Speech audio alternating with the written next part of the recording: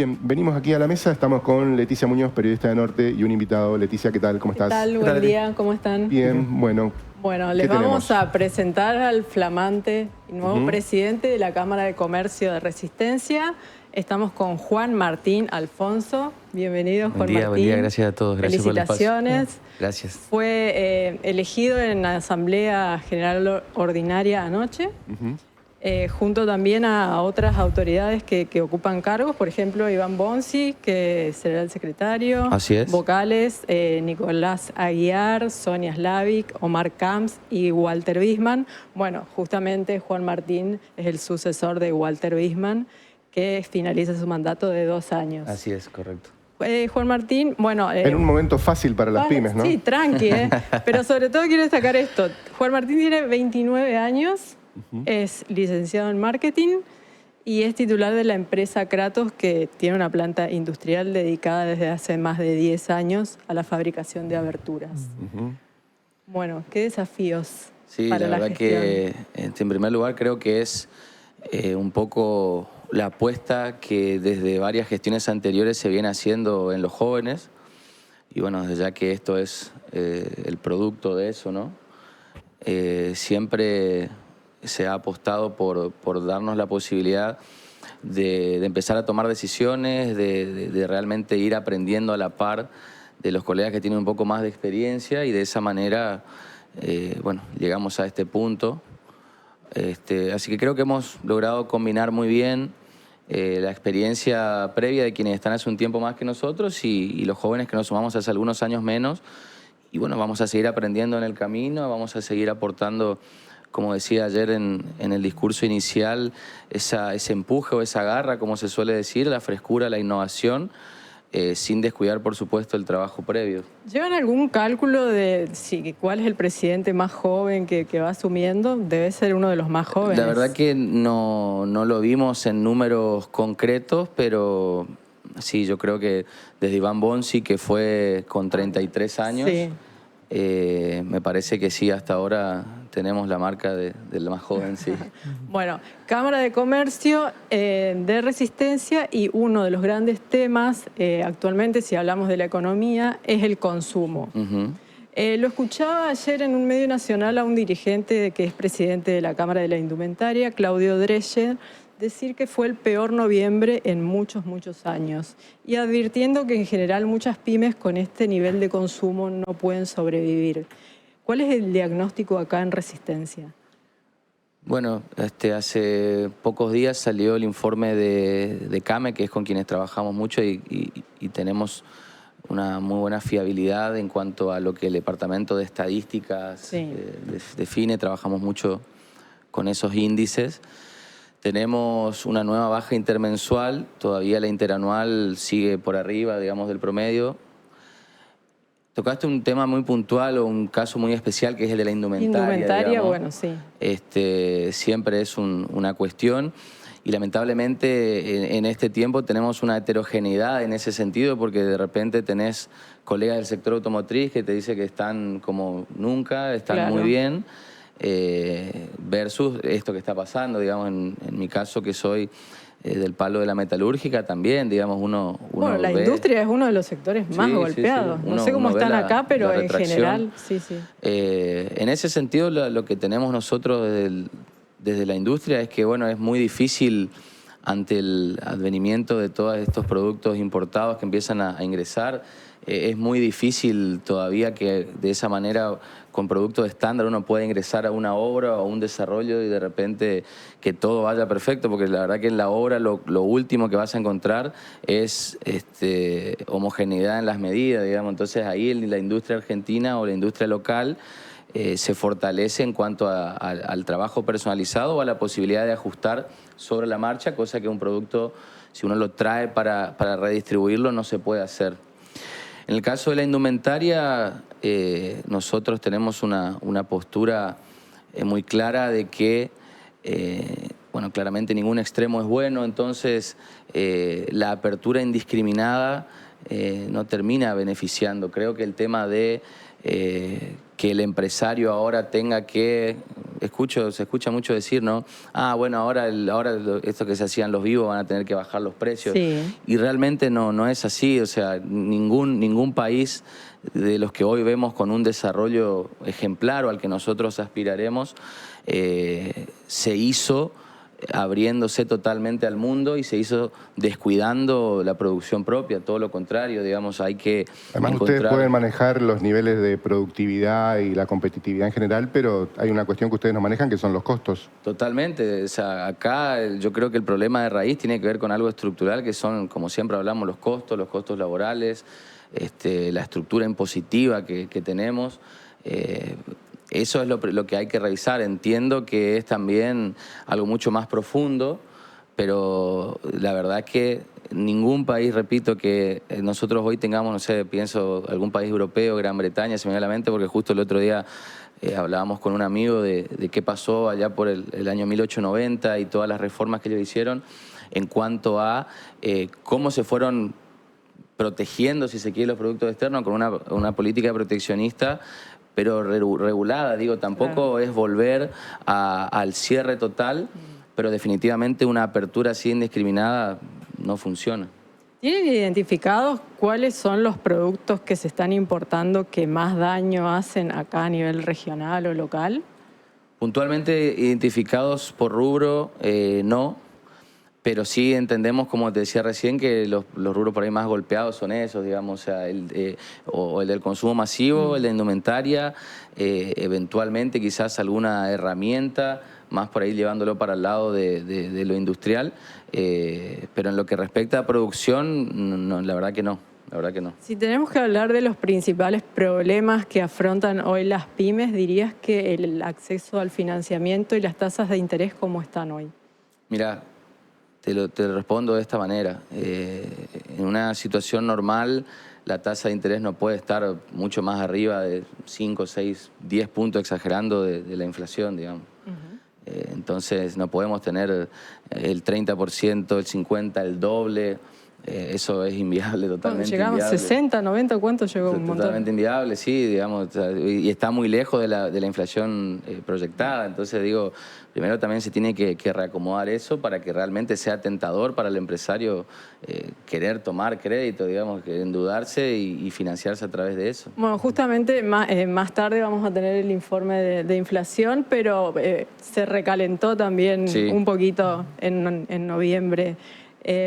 ¿Eso les influye también a ustedes en ver que por ahí se estanca o sube un poquito y después se reacomoda? Es como que no puede bajar ese parámetro del 2% mensual.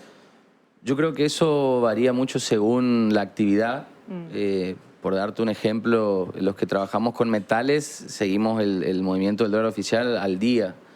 Digo, quizás en una operación pequeña no se modifica, o en realidad lo que hacemos muy seguido con los colegas es absorber nosotros nomás ese impacto, pero en algo un poco más grande o en montos mayores sí, uno lamentablemente tiene que estar ajustando todo el tiempo. Las listas de precios desde ya que son mucho más estables que en otros tiempos en que quizás teníamos 3 listas de precios en un mes, hoy duran más de 30 días en muchos casos. Pero bueno, desde ya que siempre está el factor especulativo que nos caracteriza y bueno, desde ya que sí, ese número se siente. De la reforma laboral, ¿qué espera el sector? Creo que la reforma laboral va a venir a modernizar un montón de cuestiones como para empezar a hablar. Tampoco es que va a solucionar realmente, no va a ser una solución mágica. Va a venir a modernizar y a poner en el foco en cuestiones que nosotros venimos de hace 70, 80 años regulados por la misma cuestión y claramente el sistema, el mercado, el modo en que la gente consume, el modo en que nos relacionamos entre las empresas o entre los integrantes de las empresas y demanda, yo creo, un cierto ayornamiento, digamos, ¿no? Pero sería, como nosotros lo vemos, un puntapié inicial para empezar a trazar otras cuestiones, para trabajar quizás más cómodos, de una manera un poco más, que le aporte más certidumbre a lo que vamos a los pasos que vamos a dar, pero no es tampoco de la todo solución. Lo que se está debatiendo, ¿a ustedes qué es lo que más les sirve? porque hay en danza, bueno, cuestiones sobre las vacaciones, sobre el reordenamiento, el pago o no pago de horas extras, Sí. el banco de horas que le llaman. Indemnizaciones. Sí. Sí, bueno, la verdad que, como te decían, si uno se pone a mirar y dice, bueno, de esto me beneficia esto, de este punto me beneficia esto, no es tan así realmente, pero sí ese tipo de cuestiones como indemnización, el tema del fondo de recesión y demás, con un 3% solamente que aporta la empresa, digo, ahí sí se flexibiliza mucho más la cuestión, porque si no, muchas veces ante el cese de actividad de un empleado, una pyme, un comercio chico, se termina fundiendo solo por esa cuestión, digamos. Entonces, no es lógico que ante la desvinculación de un personal uno tenga que poner en jaque directamente la estructura de su empresa o, digamos, todo su capital. Y bueno, ahora está muy por delante en la foto esto, ¿no? Lo de la reforma laboral, que aparte, bueno, el gobierno anuncia la presentación de su proyecto.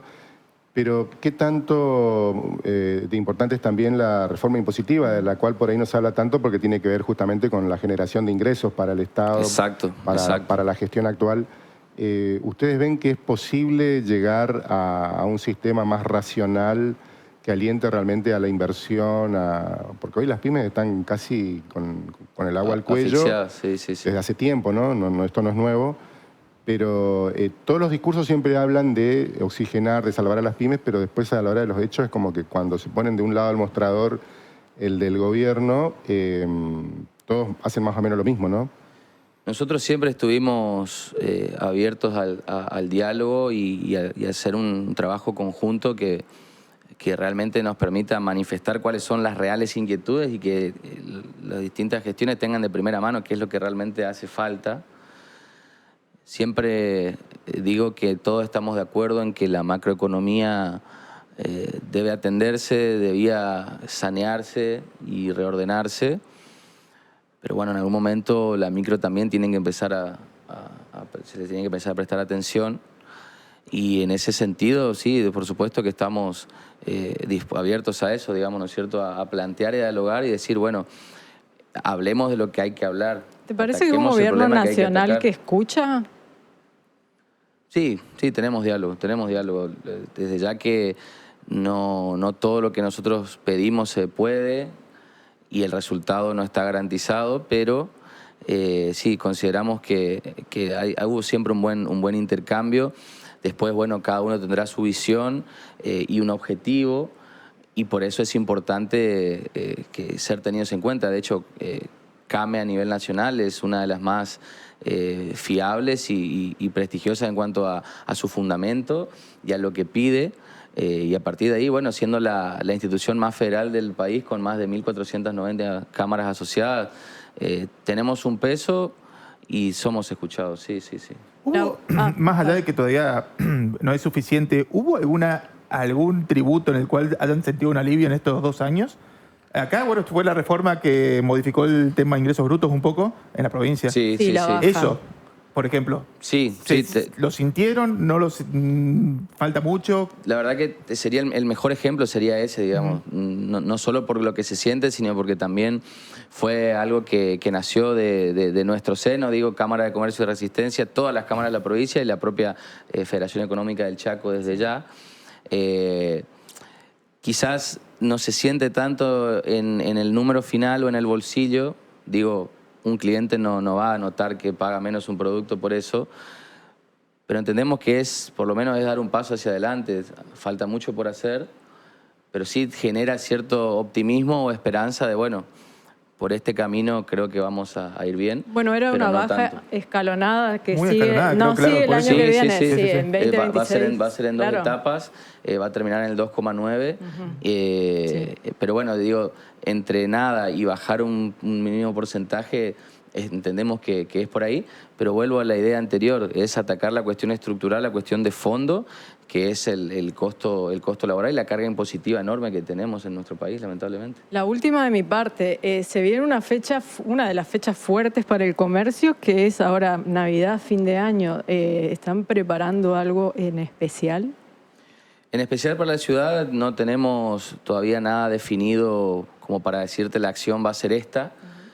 Vamos a empezar en estos días las conversaciones con el banco para poder trazar algo. Venimos de una exitosa jornada que fue la Noche de las Peatonales, que la verdad que salió muy bien. Todos los comerciantes nos transmitieron que era necesario. Más allá de la cuestión de, si se quiere, de esparcimiento turística, entre comillas, que pueda tener Resistencia en su desarrollo interno, también eso fue celebrado como decir algo que faltaba, que no se hacía. En ese sentido se trabajó muy bien y la idea de hacerlo a principio de mes justamente era que eso, que no se encime con las promociones navideñas o la acción comercial que cualquier negocio pueda llevar adelante de manera individual. Pero sí, seguramente que estaremos acompañando en los próximos días, saldremos con alguna novedad respecto a ese tema. Bueno, a fin de año va a estar el aguinaldo en la calle. Vamos a ver, claro. vamos a ver qué tanto se anima la gente ahí, esperemos que sí. Sí, acá también ayudó que los sueldos se pagaron antes del evento, entonces digo, si logramos esa sincronización va a andar bien, va a andar bien. Bien, Juan Martín, muchas gracias por estar aquí y muchos éxitos en una tarea que no es fácil porque el contexto es complejo. Le agradecemos sobre todo porque está primero acá en exclusivo, ahora se va a dar una conferencia de prensa. Le agradezco personalmente a Rocío Galo que hizo posible esto. Gracias. Genial, gracias. Gracias a ustedes.